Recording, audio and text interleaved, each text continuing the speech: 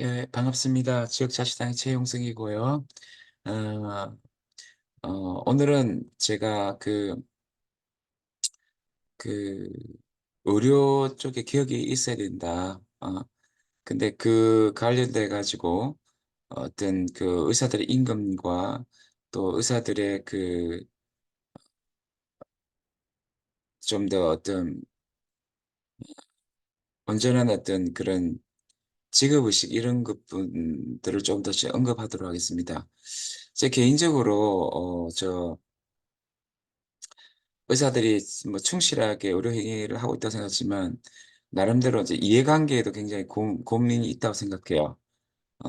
이제 그게 뭐냐 하면은 옛날에 그 2000년도인가 이제 의료 분업인가 그때 뭐가 있었냐 하면은 이제 그게 수입 다 했으니까 의사 정원수를 좀 내려달라고. 그런데 그게 지금 계속적으로 누적돼 가지고 지금은 이제 의대 정원이 필요한 시점이라 생각하는데, 이제 그렇게 했을 때 자기들의 이익이 줄어든다는 그런 부분은 좀 있는 것 같아요. 그래서 그렇기 때문에 어떤, 물론 그 의사들의 이익도 필요하지만 공동성과 공익 차원에서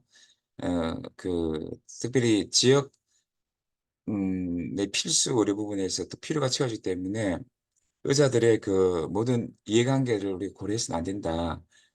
사실 이제 보통 우리 보통 우리 이제 그 일반 평균 소득이 한 6.8배라는데, 의사들의 수익이 비정규직에 비해서는 9배, 10배를 알고 있습니다. 그리고 보통 OECD 국가 평균 소득이 보통 국민들의 소득이 한 3-4배, 3배 정도로 잡았을 때 6.8배라는 것은 너무나 많다. 그래서 롤제 차등의 원칙에 의하면은 에, 그 최, 에, 최소 수혜자, 비정규직에 이익이 되는 한 불평등 용인됐을 때 하시는데, 비정규직이 최소 수혜자로서 10배 정도 이익을 챙기는 것은 좀 정의롭지 못하다고 생각하고, 특별히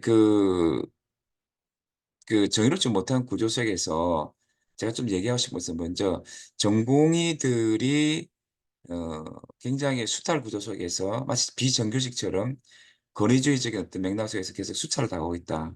그래서 너무나 많은 그런 어떤 이제 의료 시간과 또 당직 업무, 응급실 업무 이런 것 속에서 어 이렇게 있는 것 부분은 분명히 이제 이 권위주의 시스템은 해결돼야 되고, 그래서 이제 전문의 중심으로 전공이 아니고 분명히 이제 그런 부분에서는 어떤 좀 기억이 있어야 된다라는 생각을 하게 됩니다.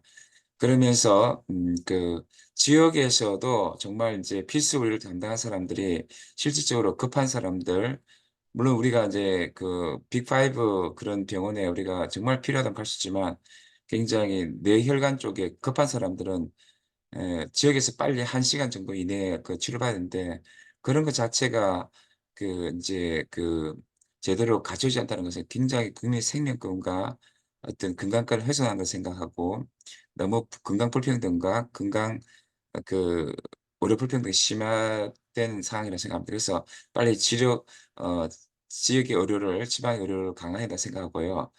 그럼 좀 아쉬운 게 뭐냐면은, 즉 필수 의료 인 쪽보다 또 일반적인 어떤 종합병원 이런 쪽보다도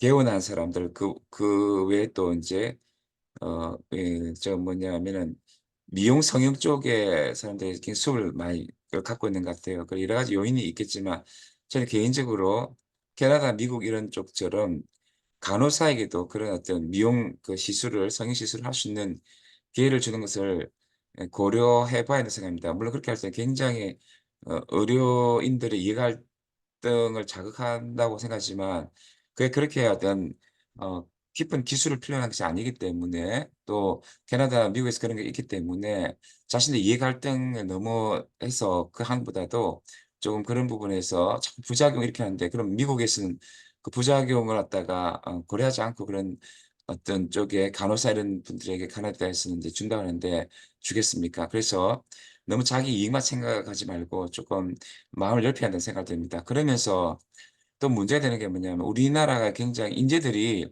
의료 쪽에 많이 가는데 실제적으로 어 그 흔히 대학병원 이런 연구 역량, 교육 역량, 진로 역량을 봤을 때 진로 역량이 굉장히 뛰어나겠지만 그래서 뭐 의대 교수들도 거의 인제 한 90%를 다 진로에 다 투입하는데 교육과 함께 연구 역량이 너무 떨어진다는 겁니다.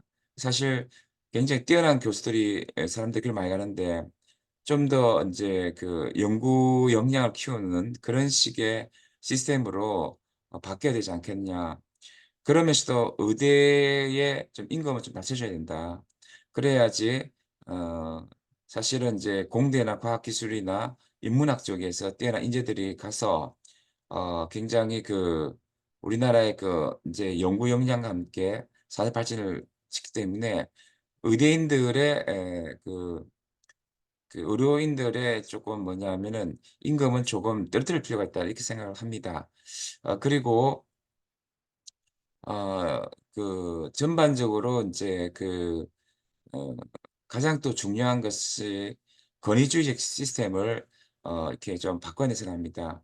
그 우리나라가 옛날에는 전공의들이 뭐 130 시간 이렇게 학대받으면서 이렇게 일을 했다고 합니다. 그거는 이제 우리나라가 이게 민주화됐지만 병원은 진짜 민주화가 더딘 곳이었고 지금도 쪼끔 이제 약간 그 임금을 수탈당하면서도 약간 전공의들이 굉장히 당직이나 응급실 등에서 굉장히 조금 힘들게 이렇게 일하고 다녔습니다. 그런데 그들 생각에는 이제 갑자기 의사 정원을 한 2,000 명씩 늘면은 인제 빨리 이제 전공의를 떠나서 인제 자기가 돈을 벌고 싶은데 그런 기회들이 박탈당한 것이 아닌가. 그렇기 때문에 굉장히 인제 또 속으로 많이 힘들어하는 것 같은데 제 개인적으로는 어 어떤 병원 쪽에서 전공의가 어떤 전문의가 돼서 그렇지만 제대로 인제 여러 가지 인제 보장을 받을 수 있는 공정한 어떤 그런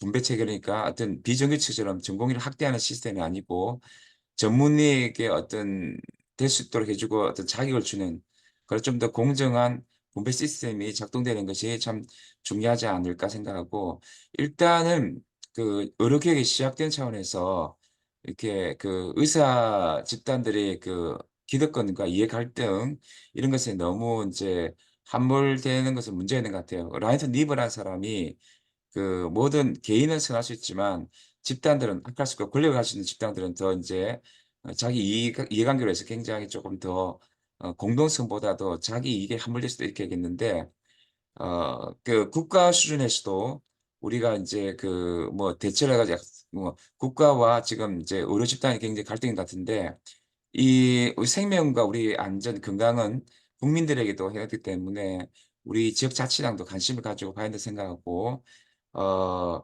일단은 의료 개혁이 시작돼야 한다고 생각합니다. 시작되면서 의료 전문 관련해서는 오래 한번 보고 계속 검증하면서 필요하다 하면 또 줄일 수도 있고 그런 문제인데 획기적으로 의료 개혁을 하면서 특별히 권위주의적 시스템 이런 것들 병원의 그런 시스템을 계속 좀 바꿔 나가야 되지 않을까 그런 생각을 해 봅니다. 네 지금까지 저희 어떤 얘기를 잘 들어 주셔서 감사하고 네 마치도록 하겠습니다.